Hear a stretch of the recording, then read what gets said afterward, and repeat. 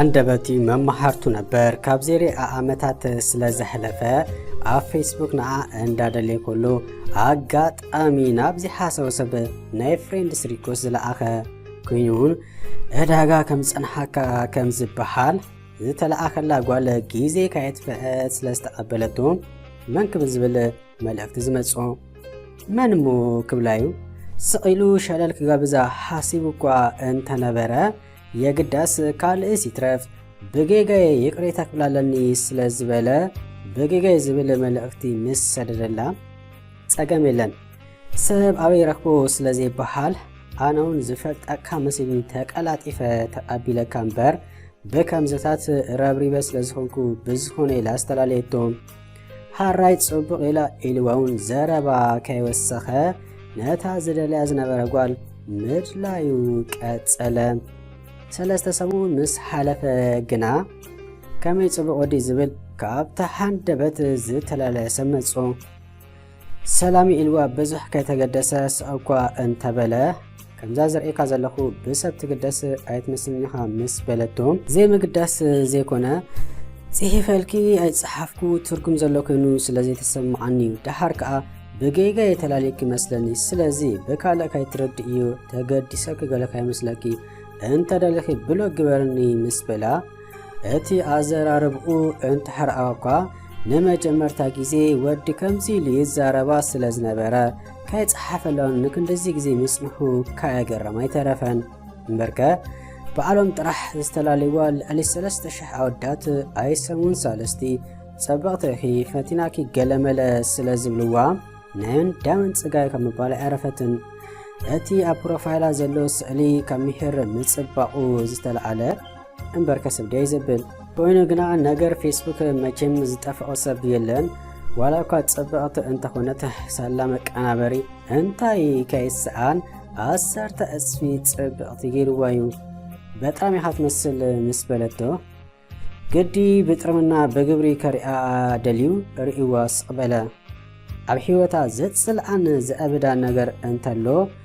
መልእክቲ ርእይዎ ስቕ ዝብል ሰብ እዩ እምበርከ መብዛሕትኦም ኣወዳት ክትጽሕፈሎም ምስ ብርሃን ፍጥነት ተቀዳዲሞም ስለዝምልሱላ ወልፊ ኮይንዋ እዩ ምሽ ሓንቲ ደቂቕ ካልኢት ምስ ትድንጊ ጸርጸርያ ትብል ካይመለሰላ ሰዓት ምስ ገበረ ኣተሓወይ ክንደይ ፍሬንድስ ኣብ ፌስቡክ ከም ዘሎ ትፈልጥ ዲኻ ከቲትካኒ ማለት ኢላ ምስ ሰደደትሉ መሊሱ ርእይዎ ስቕ በለሞ ብሎክ ደሞ ሓደ ኣፊቱ ክሕባ ነዛ ነብሳ ከመይ ጥርያ እንዳበለ ንዓ ምምላስ ገዲፉ ንመጀመርታ ጊዜ ኣብ ፕሮፋይላ ኣትዩ ስእልታታ ኣይትበለ ዘሎ ገላቢጡ ምስ ረኣየ እዛ ጓል ደኣ ሓቃ እንድያ ፎቶኣ ኣብ ዝለጠፈትሉ ክንደይ ሰብ ኮመንት ዝጽሕፈላ እንተኾይኑ ልብታት ጥራሕ ዝሕዋ እንተኾይኖም ደኣ ዝለመደቱ ስለዝሰኣነት እያ ሕጂ እንደ ዳግርም ተወሳኺ ስራሕ ዝረኸብኩ ከጸልለየ እንዳበለ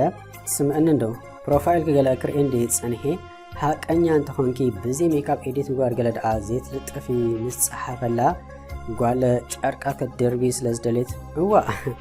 ናይ እንዳመን ደፋር ኢኻ ኢላ ምስ መለሰትሉ ሕጂውን ርእይዎ ስቕበለ ጓል ክምልሰለይ ኢላ እንተተጸበየት እኳ ንሱስ ድሮ ረሲእዋ ናብ ጉዳዩ ከይዱ ዝነበረ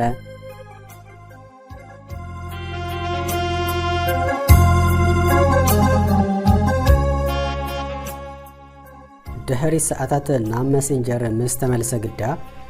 ስማ ብህይወት ዘጽልዓን ነገር እንታይ ምዃኑ ትፈልጥ ዲኻ ዝሰደርኮ መልእክቲ ርእይዎ ስቕ ዝብል ሰብ እዩ ተገዲሰ ስለ ጽሓፍካ ዝፈተኻ ከይመስለካ ብሎክ ሒበካ ዝብል ምስ ኣንበበ በቀደሙስ መን ጸሓፈ ሌልክዲ እንዳበለ ብሎክ እንተትሕብነ ደኣ ክንደይ እኳ ደስ ምበለኒ መተገላጉ ከማን ምስ መለሰላ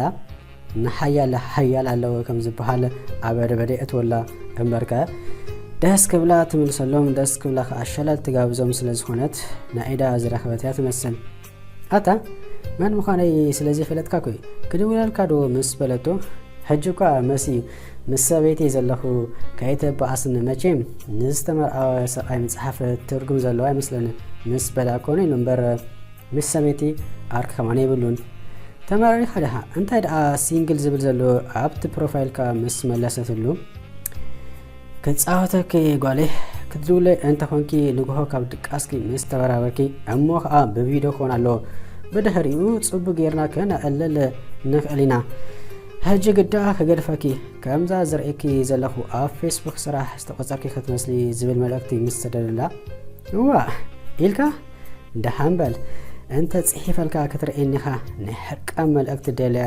ሃዊሳ ምስ ለኣኸትሉ መሕደርኪ ትኾንያ እንዳበለ ደሓን ሕደር ኢልዋ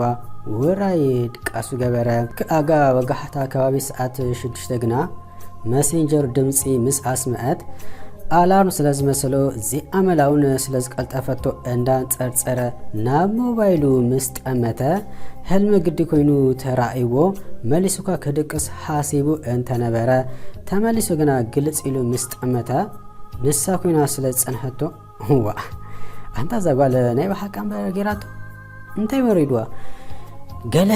ክልተ ሸውዓተ ማጫወት የላሉ መስለኒ እንዳበለ ወዲኣ ክሳብ ተጸጽቕ ኢሉ ድሕሪ ምጽናሕ መሊሱ ምስ ደወለላ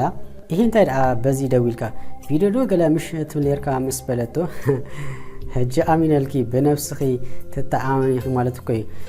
ግና ከም ዝርኢክ ዘለኹ ህልኸኛ ኸይ ትመስሊ ምሽ ኣሽሓት ሰዓብት ኣለኹ ንኣይ እንታይ ግበር ትብልንለኺ ምስ በላ የግዳስ ዋላ እኳ ኣሽሓት ሰዓብቲ እንተሓለዋ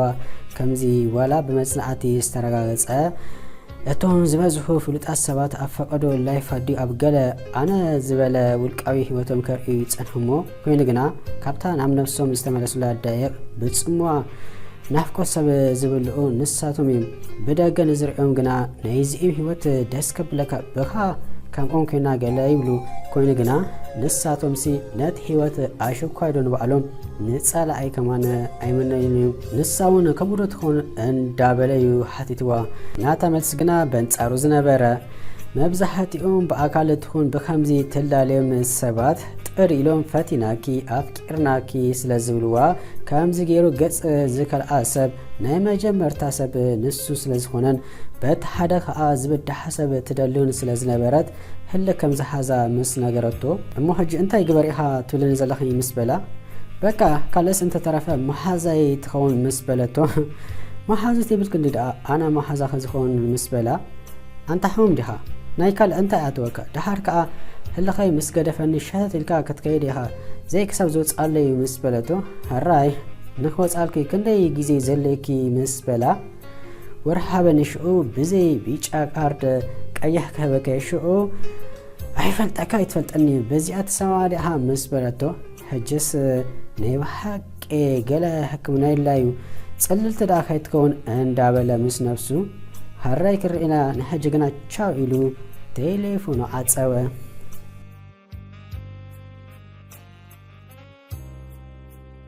ንክልተ ሰሙም መልእኽታ ኣብ ጸሓፈትሉ እንዳመለሰላ ኣብ ዝደወለትሉ እንዳልዓላ ምስ ገበረ ዋላካ ብካልእ ዓይኒ ኣይጠምታ ደኣ እምበር መጽላኣስ ኣይጸልኣን ህልፊ ካልእ ሰብ ንኡ ትግደሰሉ ከም ዘለዎ ኣይሰሓቱን እምበርከ ኣብ መንጎ ዕላሎም 100 መልእኽትታት ይኣተዋ ከም ዝነበረ ስለ ዝተብሃለ እቲ ምንታይሲ ዘይትግደሰሉ እንተትኸውን ነይራ ንዝኣተዋ ክትምለስ ኣቓለውኣ ስለ ዝስራቕ ዝሰምዐቶ ዘይብላ እወሓቃ ጥራሕ ክትብሎ ተኸኽ መበለቱ ነይራ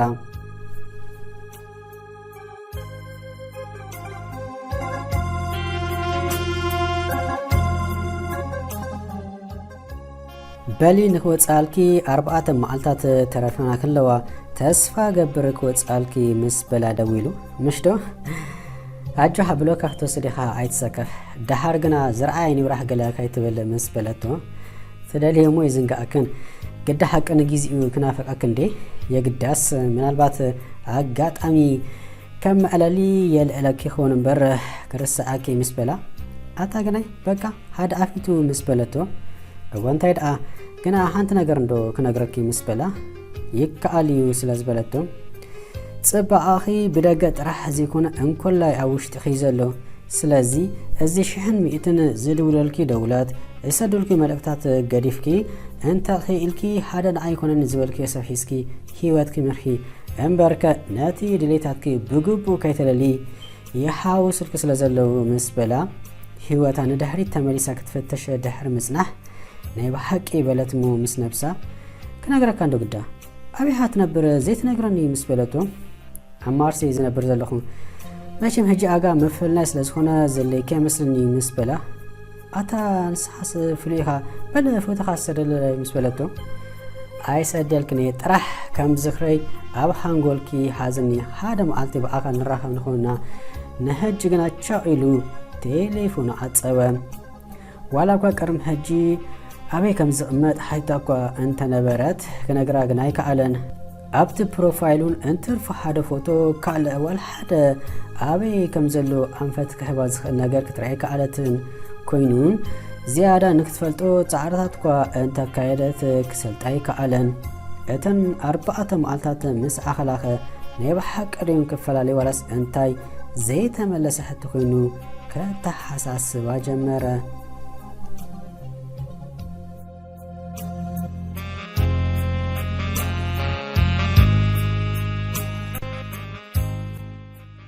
بلي لوم أنتي نمود أثم ألتنا شاو دمو كنبحال مس بلا دويلو تسأليل كدها كدوي نجر أبي كم زلها نجرني دحرك أبي خي زلخي قلم الليل كعيد حتى ندحك على حن دحتك مس بلتو أبي أوروبا خمسة زلخي سلزي حتكون أنت مو كحتكي بزخنا تبلي أنت زي بالكي جنا أبي حوتكي تصبق زبالك أتمكي أزي خي تفتوي سبيخي فتقارب قالو يحلو خي مس بلا هو نبي بحرها أنت زي كم زوازا كفليني تتصودها زلها مس بلتو أنت كتصودها نبي حقي كتفتني جميل كده خدعة كنت زي شغال قال تبلي مس بلا ملسي نبران تفتوو أي تفتوو والحد أفلت إبلان وينو جنا مس وقت قلل كلا نحاجوس منفس يسمع عجلا مفتوسي أي مثلا مس بلتو كبس أقتبل إلى صبو أنا خاسي أي سمون سالستي قريب منو كيسونيهو بزخوانا نعيك صبو أيت من لين ندخي أنت هو قدامي نجر نمتينا ممكن الفلالة كان فريندس أنت صنحنا أنت اللو مس بلتو مهلا دا ولا حدا يبلون كوينو جنا اندا بلا كله تليفونا تشارج سلازود اتعصت بتعمي سلازحرقت كلا انتي مقات ودي እዚ ሰብ ጽሉሊ በአብሉ ጥራሕ ከይጠፈ እንዳበለት ካብታ ክትጓዓዘላ ዝነበረት ባቡር ወሪዳ ንገዝኣ ክትከይደ እንዳበለት ከላ አይኒ ሊባላስ እንዳበለት ደጋጊማ የአይንታ ሐሲያ ንቅድሚኣ እንተጠመተት እኳ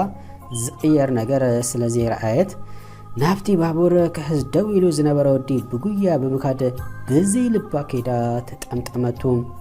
ወደግና በአግሩ መስኢሉ ከሐቀፈ ደህር ምጽናህ ዋ دحان خدعة كان محجي نفالدينا زحافتي مسبلا زربا سلستفعا هاغوسا كتقوات صرون سلازي كالت بات حدا خا اتي اغاط اميتات سلازغرما افا حاتما طرح همت امات حليفا كتزاروا يتسمعتن ودغدا سلستسكفه يمان صغامو قله دهر مبال انتي دا نفالدينا مليسو مسحاتتا يلاغ زلو سلازي مسلا انت كوينو وا قرب از كله كم زي الناس قال انت ترفع صبو غيرو السلام زيبلن اندابلت مس نفسا امبار ابز عدي كلحها منغر ابي خانيس قنخا اي امني بحق باكل تراخمنا مسبلتو غانز كون ودي انت تزلا كمبال حليفو دنغرغر سلازبلو كزراي تسمعن نازي زستوحلت قال اي فلتكني طرح كايتبلني مسبلتو وانس كما يزبل ابينا نفالتك مسبلا ماشي لاغصخا ايودعن اندي ازدا هون كانسخا اندابلت نا فيسبوك انداخدت كلا بابور سلازمصات كخير سلازنبرو يقريتاچاو إلوا بدوا غديفوا نابتا بابور زبله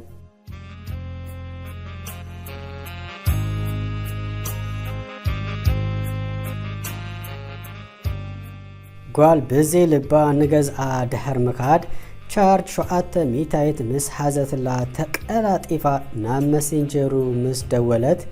هيدا صبو كي تمنخ لي تليفون كتعازي إذا معلتي كسابتو دا أمبر بلوك مقبر خنيرة مس بلا نسمو يسنح لك أبي حاج زلخا مس بلتو عب صراح كم زلو مس نقرا هو إذا بروفايل زلو نسخة هاك على مس بلتو أنا يكون كون حاوي مس بلا نم أمانو سلستس أجمعت دجاجي ماقا أنت توكستو أول حوي وسلز بلا انت كون كدا زي نجر كان حجي مس بلتو زي حاتت كن دعمو كميله كنجركي انت ده كونكي مس بلا زيغات اما نجر بزرزر مس حبرتو نسون اندا تگرمه نحاو تمرعو اندابلو يربشو سلازنبرو بقصبت حدا حساب اب حنقول زمصو بلي اخلاخي صبغت فطرات كسحجي مسازي كونكي تعلل نيركي مسحوي كمالتيم سلازي كاوين العلي نحاوي كتفلتي بقى افكاري كاب زي بلكي حوي يكونك الون سلاز امن نسوم عرفنا حيوتكي انت تزازمي انت يمسلكي مسحاتتا قال سلازي توحت الله فتيما كو ايكون انت بلتو نسون كم سبعيو زعلا زلو انبر بكال عيني سلازي تقمتا كوينون كابتي الالاتان كال انت بقيسو ايتقدعون ايلو سلاز حاسبه مسحاو كتقرارب الله وابزبل مدام نبتاز بصحه دحر كنداي ورادايون مسحاو كامتلاله غبرمو شتت الوص يا قداس سلستيوم اب حدا ነገር ተሰማምኡ مسحاو قرم زخون ነገር مغباروم نگل አዋራህ በቀልአና ከጸናንኦሞ انت ተሰማምኡም ከጽሉ انت ዘይኮይኑ ግና